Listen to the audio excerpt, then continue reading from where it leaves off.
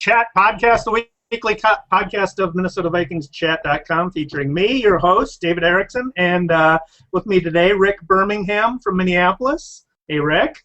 Hello.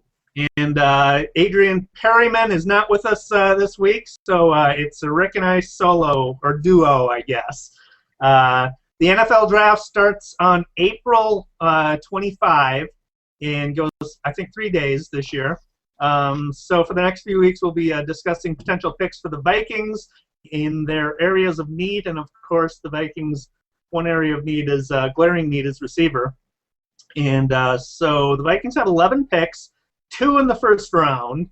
They have the flexibility to make some deals. Markus Wheaton is next. Markus with a K, out of Oregon State. He's 5'11", 189 pounds, 32 and 3/4 inch arm length, 9 and 1/8 inch hands, 4.45 40-yard dash, and a 37-inch vertical jump. What are your thoughts on Wheaton, Rick?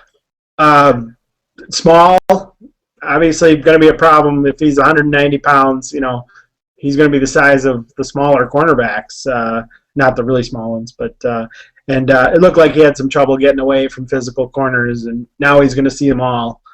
So that would be a challenge. But it looked like, you know, he made tough catches fairly consistently. One just fascinating talker that I have no real idea what to do with is he had great times in the shuttle stuff. So apparently, I don't know if it's changes of direction or if he should be running curl routes all the time, but he was one of the top in the 20-yard and the 60-yard. I have no clue what that means. I don't know who has ever been good at the shuttle before. I don't know, but it was very interesting about him. He does seem fast. You know, when I picture a small, fast receiver, you want Steve Smith from Carolina. He didn't look that strong because he doesn't look like Percy strong either. So I don't know. You know, he's in this group for a reason. Yeah. Runs a good slant route. Good adjustment to poorly thrown balls, I thought. But he does something that drives you and I nuts when we're playing quarterback, or just drives us nuts. Yeah.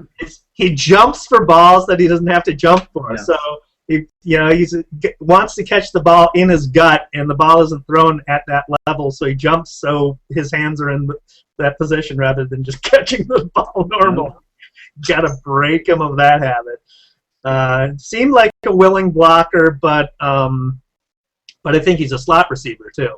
Yeah, I didn't know about the blocking. I didn't know about the kick returning. It didn't look like he's been doing that. Yeah, which is fine, but yeah, one of the analyses from NFL Draft Scout, I'm going to call him out by name because they compared him favorably to Bernard Berrien.